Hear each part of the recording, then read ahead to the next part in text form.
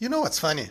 That while we are not allowed to know anything about the private lives of the rich and the famous and the politicians and who they spend their time with, they're collecting all of our personal data, social, financial, biometric, genetic, to feed a new AI super system that will control basically all our lives. And while they lead parties in their secret chambers and no one releases a list that in fact doesn't exist, society is slowly disintegrating and turning into a nightmare for the rest of us. There are now riots going on in Murcia in Spain after an old man was attacked by a Moroccan national. But if you read the Spanish media, it's all about Spanish people going racist against innocent migrants for no reason. But the racism is a fake accusation. It is gaslighting. After all, it is the same government that is aiding and abetting this migratory policy that no one voted and no one asked for. But then you're called a racist if you complain as if the fault was yours. When in fact there's not even any racism involved, as the complaint is that a lot of those people are criminals, that's all. Conservative or progressive, it's all the same. In Italy, the supposedly right-wing government of Meloni just announced an agreement to bring in 500,000 Indians to Italy to fight a labor shortage.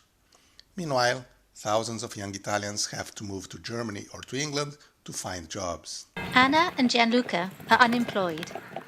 They're almost 30 years old and still live with their parents. This morning, they are applying for jobs in Germany. Their objective? To set up home together and start a new life, even if it's far from Italy. If we're escaping from here, it's because we have a reason. We're all depressed. Italy doesn't want them. They prefer to import foreigners and pay them less. In Germany, there is now a supposed conservative leader, but did he change the policies? Not really. There is still sending a lot of money and weapons to corrupt politicians in Ukraine, a project that by now no one except politicians and their handlers care about. The economy is going down in most European countries. Even Germany, the former European powerhouse, is struggling.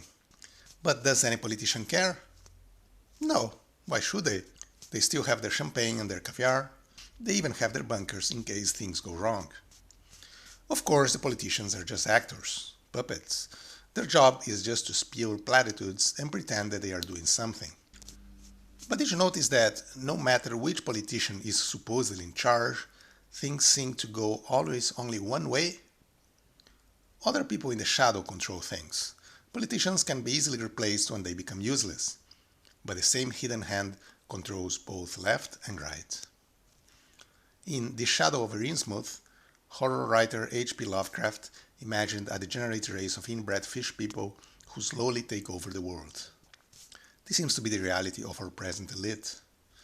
I don't know if they are lizard people or fish people or just inbred ancient bloodlines, but they clearly see themselves as a separate species from the rest of us, untouchable and destined to rule over us as slaves, forever and ever and ever.